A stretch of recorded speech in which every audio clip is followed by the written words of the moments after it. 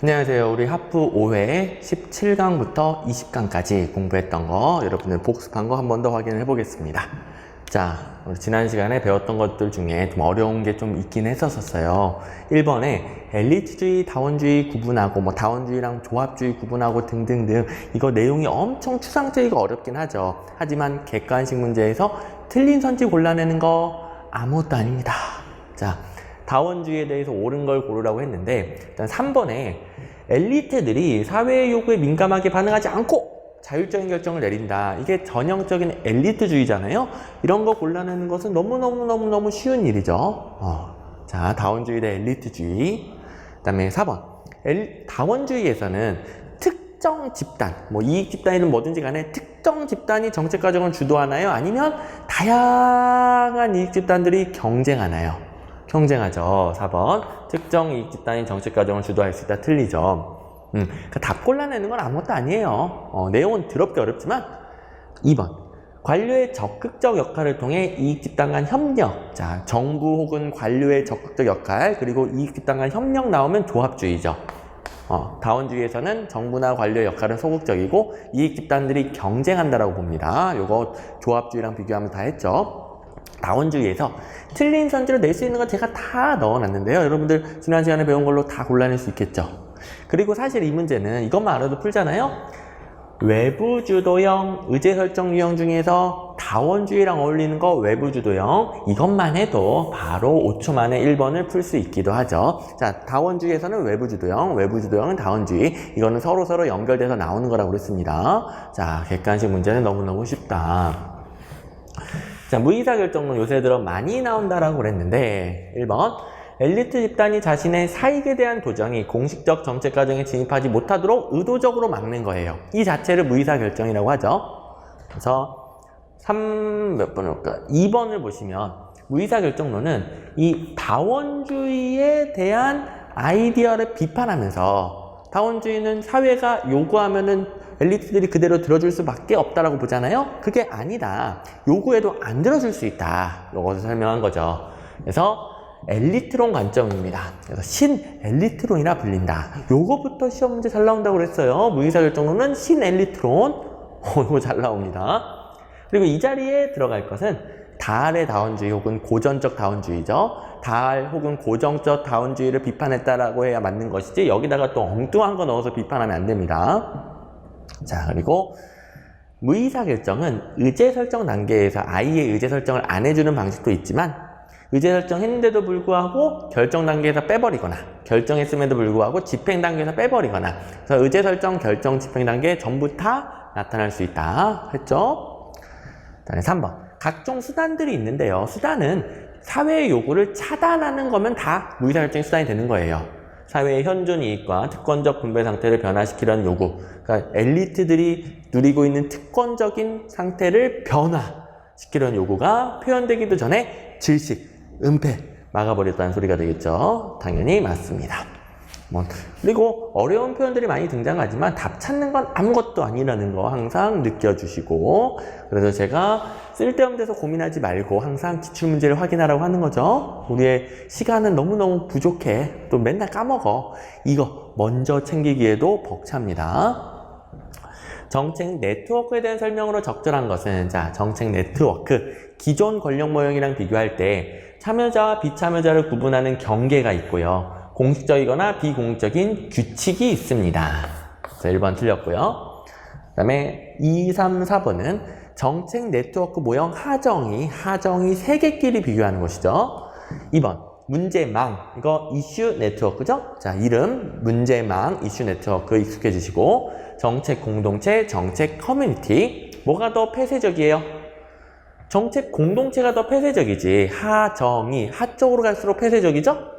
2번 틀렸고 4번 문제망의 권력 게임은 이슈 네트워크 대체로 네거티브 썸 혹은 제로 썸 다 맞습니다. 답은 4번. 그리고 정책 공동체는 포지티브 썸. 그죠? 공동체 커뮤니티랑 이슈 네트워크 포지티브 썸, 네거티브 혹은 제로 썸 기억나죠? 제대로 쓰면 맞고 바꾸면 틀리고 이런 게 이제 객관식 문제 아니겠어. 그다음에 3번. 하위 정무 모형은 단독으로 내는 게 있는데 뭐다? 철의 삼각이죠? 이 철의 삼각 3마리. 외워야죠. 의회, 상임위원회, 관료, 좋아요, 이익집단이 들어와야 되겠습니다. 오케이. 4번, 다음에 정책 사례에서 나타난 오류의 유형은 무엇인가? 실제로 우리 사회를 보면 문제가 아닌 것이 문제가 되는 일이 있는가 하면 정작 문제가 되어야 할 것은 문제가 되지 않는 경우가 많다. 또 문제가 된다고 하더라도 그 본질이 엉뚱하게 규정되는 경우도 많다. 뭐 그 뒷부분부터 사례는 전혀 중요하지 않고요. 뭡니까 이거?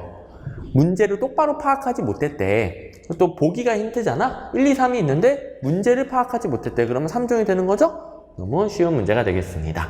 여러분들이 이 3종 오류에 대해서 설명하는 문제가 나오는 게 아니잖아요. 보기 보면서 관련된 거 고를 줄 아는 정도, 그 정도로만 이해하면 되는 거예요. 오케이. 그다음에 5번 가보시면 공중의제. 우리 의제 설정 유형에 대해서 배우기 직전에 일반적인 의제 설정 과정을 배웠는데 공중의제의 뜻이 가장 중요했어요. 공중의제 한 번 더. 자, 일단 D급 볼게요. 사회 문제의 성격이나 그 해결 방안에 대해 논란이 벌어졌다. 논란 정도면은 아직 사회적 이슈 단계예요. 공중의제가 아닙니다. 일단 기업. 일반 대중이 정부가 해결 방안을 강구해야 한다고 공감하는. 그러니까 정부가 이제 나서야 한다라고 공감해야 공중의제가 돼요. 근데 일반 대중이 정부가 나서야 한다라고 공감하는 것이지 아직 나선 건 아니에요. 정부의 공식적인 의사결정 단계에서 해결하기로 상정 이러면 정부의제, 정책의제, 공식의제, 제도의제가 되는 것이지 공중의제 다음입니다. 이거 아닙니다. 그 다음에 일단 공중의제가 되면 그 사회 문제는 해결될 가능성이 매우 높아진다. 마지막 정부가 채택을 해야 해결 가능성이 높아지죠. 정부의제가 돼야 해결 가능성이 높아지는 겁니다. 정답은 1번. 자, 공중의제 쪽이 제일 중요하다고 그랬어요. 다른 그 앞, 뒤 단계랑 비교해서 꼭 개념 챙겨두시고. 자, 이번에 어려웠다 하더라도 이런 5번 문제 같은 거 풀면서 여러분들이 실력도 올라가고 이해도도 올라가고 나중에 문제 나왔을 때 정답률도 올라가고 그렇게 다듬어지는 겁니다. 처음에 한 번에 안 된다고 해서 고민할 필요 없어요. 이러면서 만들어가는 겁니다. 6번. 주도 집단에 따른 정책의제 설정 유형에 관한 설명으로 옳지 않은 것은 외부 주도형, 동원형, 내부 접근형 문제. 자, 외부 주도형 2번 먼저 볼게요. 정부 의제화한 후 구체적인 정책 결정을 하면서 공중의제화. 동원형이 동원형. 자, 여기서 최고 많이 내는 게 공중의제화 단계가 어디 있느냐. 하여간 공중의제가 제일 중요하다니까. 외부 주도형은 정부 의제 전에 공중의제화를 해요. 근데 이거는 정부 의제화한 후 공중의제화. 이러면 동원형이 되겠습니다. 그 다음에 나머지는 이제 특징들 체크해 보시면 되겠는데 3번 외부 주도형은 이익 집단, 민간 외부 집단이죠. 발달하고 정부가 외부의 요구에 민감하게 반응하는 정치 체제에서 주로 나타난대요. 요거 줄이면 네 글자로 줄이면 뭐예요? 다원주의. 외부 주도형은 다원주의에서 주로 나타난다. 아까 1번 문제에서는 다원주의는 외부 주도형에 따라 의제 설정된다. 양쪽에서 나오는 주제라고 그랬습니다. 그 다음에 정부의 힘이 강하고 민간 부분의 힘이 취약한 후진국에서는 정부가 먼저 의제 설정을 해. 그 다음에 나중에 민간의 동의, 대중의 동의를 구하죠. 동원형 맞습니다. 동원형이 2번과 같은 공중의제 과정이 있는 거고요.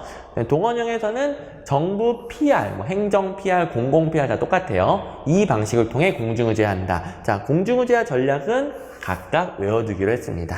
외부 주도형은 상징 매스미디어, 동원형은 공공 PR 됐고요. 그다음에 정책 분석 어렵긴 한데 출제 포인트는 딱 2개라고 그랬어요. 바로 출제 포인트 보이지 않나요? 자, 정책 분석인데 정치적 합리성보다는 경제적 합리성. 체제 분석이죠? 정책 분석은 체제 분석과 달리 경제적 합리성보다는 정치적 합리성에 초점을 둔다는 점에서 체제 분석과 차이가 있다. 2번째 출제 의도네요. 엄청 어렵지만 딱 출제 포인트 2개만 정리하면 되는 겁니다. 그 외에도 체제 분석은 양적 분석에 치중하는데 정책 분석은 정치적 합리성을 고려하니까 질적 분석 모두 중시하고요. 둘 중에서 고르라고 하면 질적 분석을 더 중시하겠지. 맞습니다. 그리고 선생님, 체제 분석과 비교돼서 출제된다면서요. 이건 맞는 건가요? 맞아요. 자, 정책 분석은 체제 분석 쪽이 먼저 발달했고요. 그 다음에 이 협의의 정책 분석, 정치적 합리성까지 분석하는 게 등장한 거라고 그랬었죠. 체제 분석의 논리에 바탕을 둔 건 맞는데 양적 분석만 하는 게 아니라 질적 분석도 하고 오히려 이쪽을 더 중시한다는 점이 정책 분석의 특징이 되겠죠. 됐고요. 4번. 이런 게 이제 정치적 합리성이죠. 정책 대안이 가져올 비용과 효과의 분배. 누구에게 분배하는 게 더 합리적인가? 이걸 따지는 게 정치적 합리성에 대한 분석입니다. 그리고 첫 번째 출제 의도는 이거죠. 정치적 접근은 아니다. 자, 정치적 합리성을 따지는 것이지 여기는 모든 정책 분석, 체제 분석 전부 다 정치적 접근, 상호작용을 분석하는 건 아니다. 이거 헷갈리지 말라고 그랬습니다. 8번. 구조화 기법. 이거 간단하죠. 키워드면 끝나. 문제의 구성 요소를 식별함으로써 추상적인 문제를 구체화한다, 분류한다는 소리가 되겠고요. 다른 분석들은 이건 기본인데 여기서 다른 것들이 붙죠. 계층별로 상호 비교한다. 그렇죠? 그 다음에 문제의 상황에 확실한 원인을 규명한다. 세 가지 키워드 다 계층 분석의 키워드고요. 가정들을 비판적으로 평가한다. 상충적 가정, 전제 조건들의 창조적 통합, 가정 분석 맞고요. 경계, 문제의 경계를 설정하기 위해 문제의 위치, 범위를 포화 표본 추출을 통하여 밝혀냅니다. 경계 분석. 이건 키워드만 있으면 돼요. 어차피 키워드 문제밖에 안 나옵니다. 하나하나 다 이해할 필요 없습니다.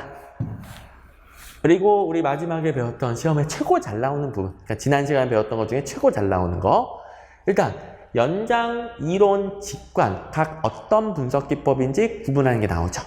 자, 직관적 예측 기법을 다 골라보래요. 마지막에 배운 델파이, 명목 집단 분석, 브레인스토밍 세 가지가 답이 되겠네요.